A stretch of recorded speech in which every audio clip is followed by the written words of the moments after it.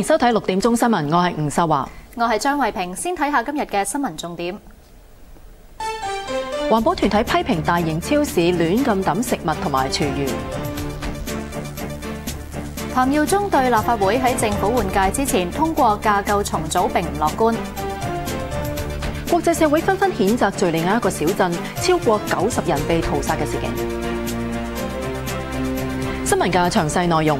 有環保團體搜集咗本港3間大型連鎖超級市場棄置食物同埋廚餘嘅情況，發現平均每間分店每日抌130幾公斤嘅食物喎。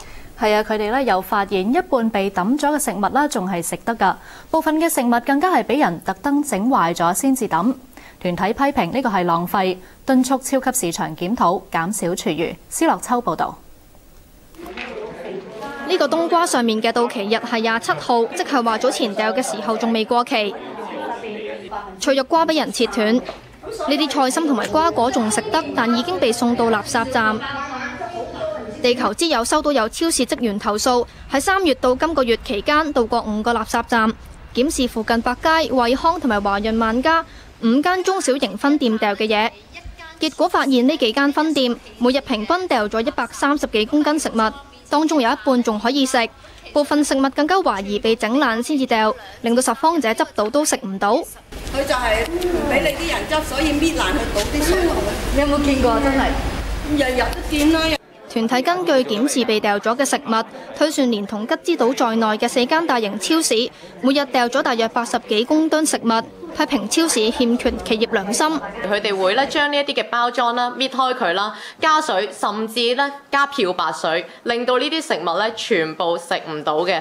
其實基本上都唔需要運費，係由食物銀行自己揾一啲員工去到個鋪面嗰度去執嘅啫。超市唯一要做嘅咧，就係點樣儲存呢一啲佢當日要棄置嘅嘢。可能佢要特別揾一個桶啦嚇，揾一個桶擺得靚靚仔仔咁，然後咧等嗰個食物銀行嚟收。咁可能佢需要佔用佢少少嘅鋪後嘅空間。至於已經過期或者爛咗嘅食物，亦都可以用作堆肥或者動物飼料。團體話，前環境運輸及工務局局長廖守東早前曾經提出，政府最遲喺08年制定垃圾收費。但現屆政府拖延到今年先至諮詢，批評政府冇誠意減少廚餘。地球之友希望下屆政府可以制定一套完善嘅系統處理廚餘，特別係要落實垃圾按量徵費同埋禁止一批批嘅廚餘運去堆填區，以推動工商界帶頭減廢。亞洲電視記者施樂秋報導。地球之友建議啦，就係連鎖超級市場要檢討啦，減少廚餘同埋捐贈未過期嘅食物。惠康就回應話，喺食物過期前會做推廣促銷，即將過期嘅貨品會退翻俾供應商，亦都會考慮建議將廚餘回收轉化成為堆肥或者動物飼料。百佳就話已經根據需求控制訂貨量，喺食物過期之前會減價促銷同埋退翻俾供應商，但就未考慮會唔會捐贈或者回收食物。華潤萬家就回應話，會考慮捐贈食物嘅方案，但要仔細制定條款，以保障捐出嘅食物嘅質素。但係咪會回收呢？就要再研究落實嘅可行性。超級市場啦，寧願抌咗啲仲食得嘅食物，都唔捐贈俾有需要嘅人。有食物銀行嘅負責人就批評咁樣做係冇良心。佢哋又要求啦，政府提供更多誘因，吸引超市捐贈食物。由施樂秋講下。社會上仍然有唔少低收入家庭3餐未夠溫飽，但一啲仲食得嘅食物就被送到堆填區。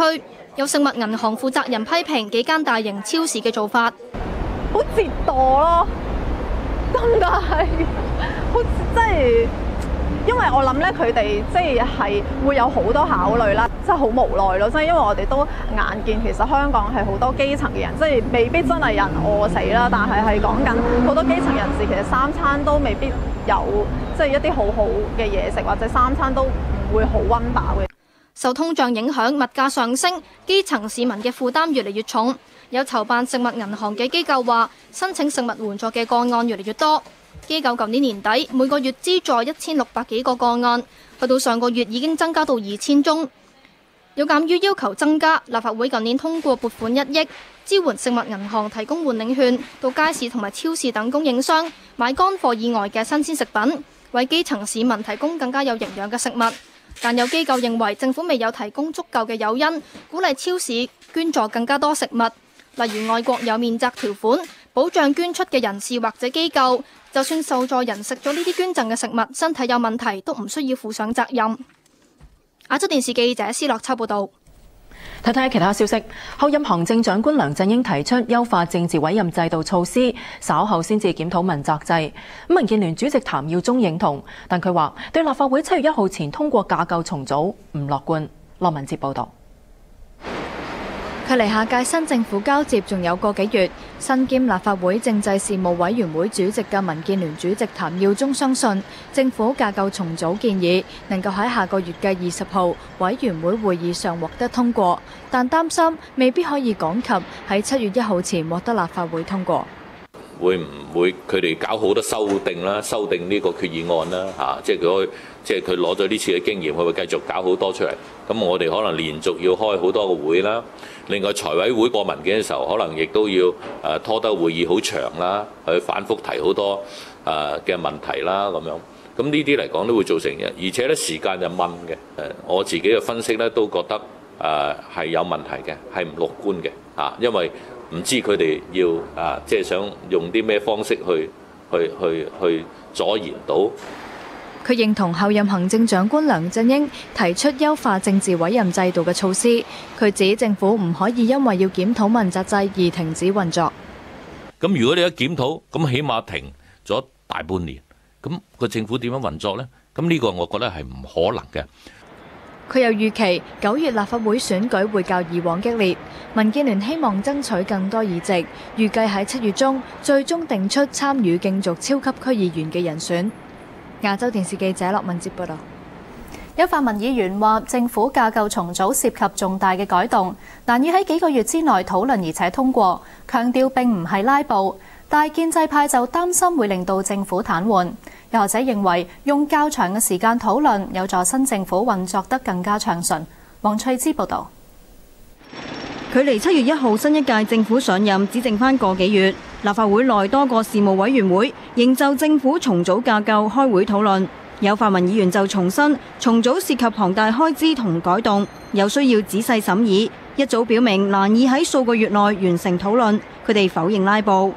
會使咁多錢，咁而喺咁短時候要過，又冇做過公眾諮詢呢，我哋自然係需要有個責任，要好多嘢要問清楚同埋咧有好多詳細嘅資料咧。大家都唔好當係嗰個7月1日咧係一定要係最重要咧，就係為嗰一個死線去做。而係你幾時做好，你咪幾時去通過，但未做好咧，你咪唔通過咯。有建制派議員就擔心，若果7日前未能通過重組，會令政府癱瘓。但指出雖然時間緊迫，未必趕唔切。同時係用一個較為理性務實嘅態度去處理呢個新嘅班子重組啦。時間雖然慢啲，但都仍有個機會係可以完成工作。有學者就認為重組架構牽連甚廣，喺通過前有詳細嘅討論，反而對新政府有利。人又多咗咁多。包括公務員啊、政治助理多緊成講緊幾十人嘅，咁嘅時候呢，其實成個政府呢會可能係會一片混亂嘅，因為整個公務員隊伍一方面要適應個新嘅問責隊伍，另一方面又會適應個新嘅政府啊，佢趕唔切，可能就反而就簡化咗個過渡期。佢又話，即使前行政長官董建華上台嗰陣，問責制仍未成立，都可以透過行政主導推行唔同嘅政策。所以唔擔心重組未趕及通過會影響新政府運作。亞洲電視記者黃翠芝報導。國際消息，敍利亞發生上月停火協議生效以嚟最嚴重嘅暴力襲擊。中部一個小鎮超過90個平民一夜間被殺，當中30幾人啦係細路仔嚟㗎。係啊，人權組織話係屠殺。敍利亞反對派指責係政府軍炮轟民居所造成。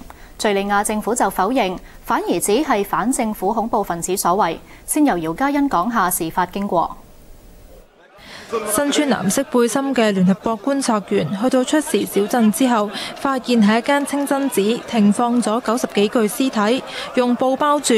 觀察團證實有92人死亡，當中32人係唔夠10歲嘅小朋友。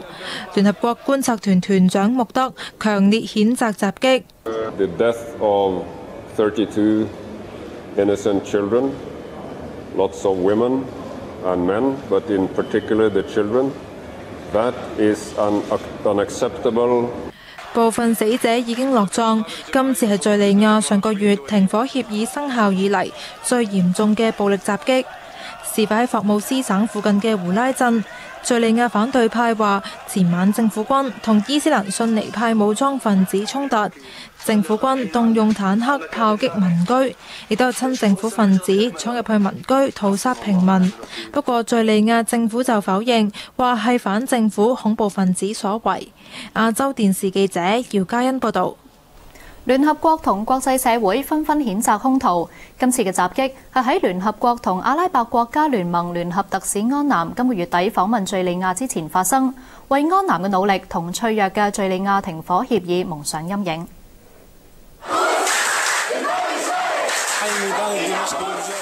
超過90個同胞被殺死，首都大馬士革大批民眾示威，抗議政府軍喺聯合國觀察員監察之下仍然濫殺無辜。反政府嘅敘利亞自由軍宣布，除非安理會採取緊急措施保護平民，否則佢哋唔會再執行敘利亞特使安南提出嘅停火協議。聯合國秘書長潘基文同安南發表聲明，強烈譴責呢次暴力事件係駭人聽聞同殘忍嘅罪行，譴責行兇者公然違反國際法，要求敘利亞政府立即停止喺人口稠密嘅地區使用重型武器，又呼籲各方停止暴力。西方國家亦都紛紛譴責。白宮指敘利亞當局以唔人道嘅手法回應和平訴求。國務卿希拉里表示，美國會同聯合國一齊向敘利亞政府施壓，要求徹查。敘利亞總統巴沙爾亦都必須要落台。英國外相夏慧琳表示，會推動聯合國安理會未來幾日召開緊急會議，作出強硬嘅回應。法國外長費比亞斯就表示，應安排敘利亞之友國家喺巴黎開會。雖然依家仲未知道發動襲擊嘅係政府軍定係反對派自己製造混亂，嫁禍俾政府。不過潘基文前日向聯合國安理會提交嘅報告曾經指出，有跡象顯示恐怖組織喺敘利亞可能發動事端。敘利亞政府軍同反對派對抗超過1年，造成最少1萬人死亡。安南去到當地斡旋，促使各方停火。上個月中，停火協議終於生效，但係反對派一直拒絕提供停火書面承諾。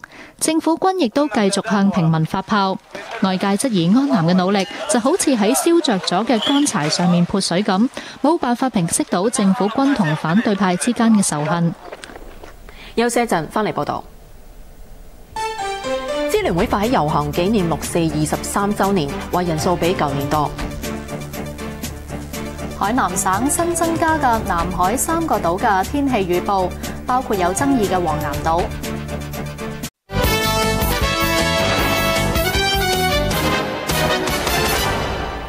繼續新聞時間。支聯會發起遊行紀念6四事件23週年，大會話有大約2100人參加，人數比舊年多。警方就話最高峰嘅時候有1300人參與。歐志良報導。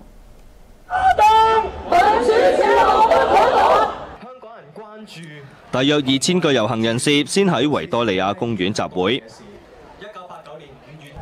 下晝3點起步之前，遊行人士先為早前離世嘅天安門母親成員默哀。參加今次遊行嘅老中青3代都有，亦都有內地嘅自由行旅客。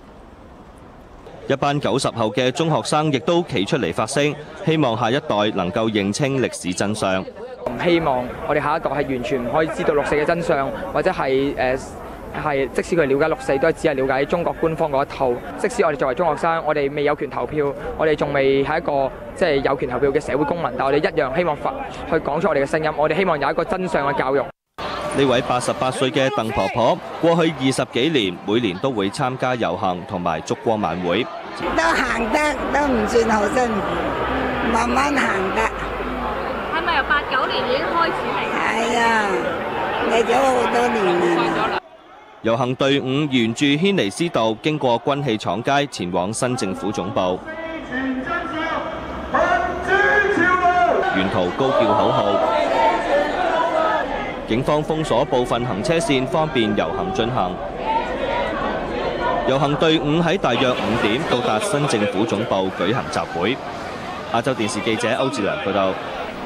而支聯會主席李卓人就話，啱啱收到警方就舉行6·4燭光晚會發出不反對通知書，但係同警方商討相關活動細節嗰陣，俾警方查問出席嘅團體名單。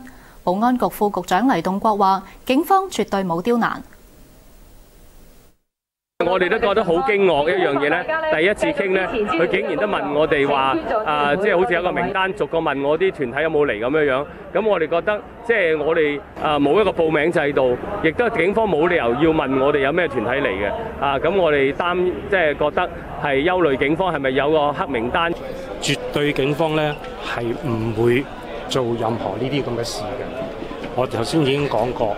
警方係會同任何嘅舉辦團體就着佢哋所想舉行嘅活動咧，大家進行磋商通過一個商討之後咧，係對於呢個活動嘅細節咧，大家有一個共同嘅理解，以咧係方便活動嘅進行嘅。睇睇其他消息，最低工資委員會正就下一個工資水平諮詢公眾，諮詢聽日結束。有團體認為應該改為每年檢討工資水平，先至可以追得上通脹。梁家寶報導。而家最低工資係時薪28蚊，多個工會一直要求增加，到底加幾多？員工同埋老闆各有意見。喺快餐店做嘢嘅黃先生話，如果時薪加到30蚊都唔夠養家。起碼都40幾50萬蚊咯。點解咧？因為照要交嗰啲電費啊、水費嗰啲，係咯，好多嘢咯。做老闆嘅胡先生都同意要調高，不過認為時薪唔可以多過30蚊。伙計員工多咧就開支大，但係咧你要收入翻嚟，你要老闆賺到錢先得噶嘛。有團體訪問咗近400名市民，唔夠1成認為最低工資應該維持喺28蚊，近7成人認為應該調高到33蚊或者以上。團體建議每年檢討最低工資，減低僱主一下子要承受嘅加幅，因為現時每2年檢討一次，通脹高嘅時候，僱主唔會願意一次過加咁多人工。僱主一定咧會話呢10幾%加嘅人工一定冇可能嘅。即係話一加10%我就執笠㗎啦，我就炒人㗎啦咁樣。咁喺咁嘅情況之下咧，唯一即係嘅折衷辦法就係將嗰個即係升幅咧壓低。團體話最低工資實施咗大約1年，但係失業率反而下降。佢認為即使調高最低工資嘅水平，都唔會引起店鋪嘅結業潮。另外，另一個團體訪問咗超過200個基層勞工，近6成認為最低工資應該提高到時薪33蚊或者以上，超過4成認為檢討水平嘅時候要考慮通脹同埋改為每年一檢。亞洲電視記者梁家寶報導。本港嘅失業率持續低企，只係得3.3%。不過未來幾個月有大批嘅大學同高中畢業生投入勞動市場，可能就會推高失業率。有大學畢業生提早開始揾工，不過發現競爭好大。有人力資源顧問亦都話，今年畢業生揾工難度比較大。政府話會推出項目幫助畢業生就業。伍慕蓮講下。修讀應用社會科學系嘅應屆大學畢業生 Yoyo 上個月開始揾工，希望盡早受聘。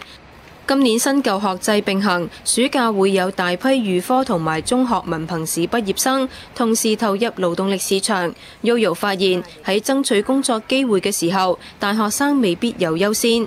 佢哋好多時因為唔係淨係想即係揾大學生嘅，可能有時佢哋中五畢業生啊，又或者中七畢業生，其實佢哋都會覺得係適合嗰份工。變咗如果係佢哋個要求人工低啲嘅話，同埋佢哋冇咁大機會會跳槽咯。我諗佢哋會覺得，所以變咗大學生要同佢哋競爭嘅話，其實都有一定嘅難度咯。有人力資源顧問就認為，今年畢業嘅學生撞正歐債危機惡化，本港經濟環境比舊年差，影響咗就業機會。當中以金融、出口同埋物流業等等最受打擊。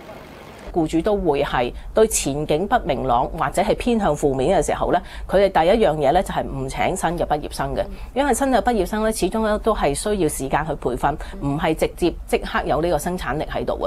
調整自己對人工嘅要求，同埋嗰個彈性上面係需要增加咯。佢又話，雖然近期嘅失業率持續低企，但係如果環球經濟前景持續疲弱，加上暑假有大量畢業生投身勞動市場，而市場又未能夠完全吸納，預計下季嘅失業數字會攀升。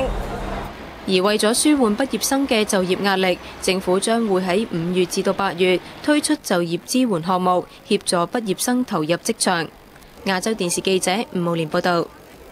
中國同菲律賓喺南海黃岩島嘅主權爭議未解決，而海南省氣象局呢就新加南海3個島礁嘅天氣預報，包括黃岩島嘅天氣。姚潤發講下。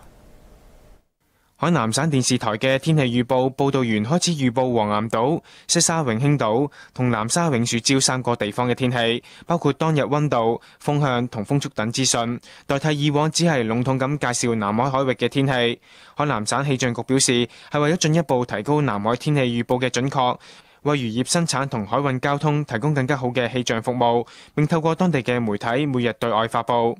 1988年啊，就是全國人大授權海南管轄這個中南西沙，我們在南海建了多套海島自動氣象觀測站。那麼結合這個氣象衛星資料，還有傳播資料，氣象部門是有能力做好上述3個島礁及其周邊海域的氣象預報的。雖然佢哋強調新措施係為咗提高天氣預報嘅水平，但有分析認為，有關部門決定對黃岩島進行天氣預報同環境監測，係利用國內嘅法律對黃岩島海域進行管理同控制嘅具體表現，可能會引起同中國喺黃岩島有主權爭議嘅菲律賓不滿。亞洲電視記者姚永發報導。休息返嚟會報導。河南一架電單車被跌落嘅電纜棘親，連人帶車拋起。泰國總理英祿訪問澳洲，親自落廚表演煮泰國菜。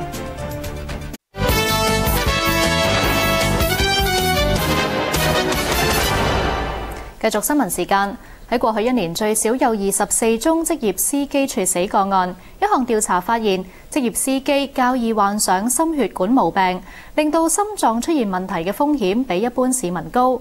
醫生呼籲司機要定期檢查身體。梁恩明報導。職業司機工時長、壓力大、飲食唔定時、有少做運動，容易患上心血管毛病。可能啲司機成日坐多過，又冇乜時間做下運動啊咁咯，比較即係患血壓、高血壓嘅機會高啲咯。最好就唔好工作過長啦，同埋即係有啲人就揸特更，就時間長啲就冇咁好咯。香港公立醫院心臟醫生協會分析咗今年3月因為急性心肌梗塞送往北區同埋博愛醫院嘅164人，接近1成係職業司機。協會又嘗試對照一般市民同埋職業司機所做嘅健康檢查，發現職業司機患上慢性疾病，例如高血壓、糖尿病等嘅比例較一般市民為高。過去1年，本港最少發生24宗職業司機猝死個案。醫學界相信，職業司機嘅工時長，加上食煙同埋少做運動等因素，令佢哋嘅心臟比較容易出現毛病。嚴重嘅更加可能引致急性心肌梗塞。唔止話係加埋啲危險因素咁簡單，其實會倍數咁樣乘上去嘅。咁所以佢哋嗰個心臟病嘅危險咧，係比一般市民係高嘅。醫生話，急性心肌梗塞病發之前可以毫無徵兆，呼籲司機平時多啲注意生活習慣同埋定期檢查身體。如果開工嘅時候感到心口翳悶、氣喘或者出冷汗，應該即刻致電999求助，千祈唔好嘗試自己揸車去醫院。亞洲電視記者梁一鳴報導。警方凌晨喺大埔展開反非法賽車行動，檢獲25架懷疑非法改裝汽車，分別喺大欖涌同埋小蠔灣汽車扣留中心檢驗。警方根據線報，凌晨1點喺大埔科學園道一帶發現咗呢批懷疑非法改裝車，相信同尋晚較早前長沙灣大埔道近馬騮山嘅一宗非法賽車案有關。警方聯絡緊有關車主係調查㗎。唔少人買樓放租啦，賺穩定租金收入之餘啦，將來物業升值亦都可以放售獲利㗎。但係將物業放租由揀租客到擬定租約，背後大有學問㗎。有乜嘢陷阱要注意呢？邱子薇去了解過。有20幾年買樓收租經驗嘅張生，主要購買藍籌屋苑放租，挑選租客嗰陣會特別小心，對租客嘅背景要求頗為嚴格。我一定會見佢一次。咁見到面，我睇下，都好斯文，好企理嘅，咁我好放心。假設係空姐啦，空姐或者係家庭，空姐會排頭位先。第一，佢嗰個收入、固定職業行咗先。咁同埋佢哋都係3幾個人啦，係租一個單位嘅啫。先做咩工啦，係嘛？咁大約幾多人住啊？咁以往講住邊度啊？咁樣啦。有陣時我哋會真係會可能個租客咁啊，即係我哋知道邊間公司做啦，或者可能都會叫個業主打去間公司揾到呢個人。有經驗嘅業主教路，為咗保留租客交租嘅證據，業主可以喺租約入面列明租客需要經銀行交租，避免以現金或者支票交收。至於管理費同埋水電煤等嘅雜費應該由邊個俾，都大有學問。管理費同差餉一定係自己名嘅。喺當年有一個咁嘅個案喺紅磡嗰度有一個單位，嗰個業主本身都係大學講師，但係佢不幸地佢唔熟呢啲租務法例，唔熟呢啲嘢，俾個租客利用咗，將佢嘅單位賣咗俾人哋。水電煤咧調轉啦，一定要個租客注名。因為我哋又有另外啲個案話俾我哋聽，原來有試過有啲租客咧係準時交租，不過到佢走咗之後，發現咧原來佢煤氣費未交過1毫子，最後個業主代佢找2萬幾蚊煤氣費。租客方面要注意啲咩呢？律師教路，租樓之前應該問業主單位係咪有做按揭，以及睇下過去半年嘅供樓記錄，確保單位冇斷供，避免喺繳付按金同埋上期之後，銀行突然上門收樓。亞洲電視記者邱子薇報道。將物業放租，唔少業主最驚就係遇到唔交租又唔肯搬走嘅惡租客，點樣可以避免呢？本港台今晚7點鐘嘅《金錢世界》有詳盡報導。新華社報導，喺河南永城，呢個官員涉嫌強姦10幾個未成年少女，被刑事拘留。疑犯李新功原任永城市委辦公室副主任，多次被評為優秀黨務工作者。永城市外宣辦尋晚發通告，指經過審訊，李新功涉嫌強姦10幾個未成年少女，要求司法機關依法盡快嚴懲。內地傳媒指，李新功利用兼職教師身份威逼利誘女童就範，喺今個月8號喺一間中學嘅門口犯案嗰陣被捕。公安喺佢辦公室嘅電腦發現大量嘅色情圖片同埋受害人嘅資料。河南洛陽一條架空電纜跌咗落馬路，一個女人揸電單車經過嘅時候就被棘親，連人帶車拋到半空，場面非常驚險啊！何子豪報道。從片段中可以睇到，洛陽一條馬路上有汽車一直經過，地下就有一條電纜。當一名着住黑色衫嘅女子駕駛電單車經過嘅時候，電纜伴住電單車嘅後轆，呢名女子連人帶車凌空翻轉，再跌落地面。其實呢類事件喺內地並唔罕見，例如幾年前喺重慶，一架電單車同樣被電纜纏住之後被拋到半空，導致後座乘客重傷昏迷。廣東一宗嘅同類事件更加曾造成2人死亡。電纜破損跌落街喺內地偶有發生，不過又唔可以隨便破壞電纜，因為咁樣係會被控破壞公用電訊設施，係刑事罪行。一名河南人就曾經因為盜割電纜被判處3年幾嘅有期徒刑。亞洲電視記者何子豪報導。中國成功發射一枚通訊廣播衛星。搭載衛星嘅長征3號月火箭，尋晚喺西昌衛星發射中心發射。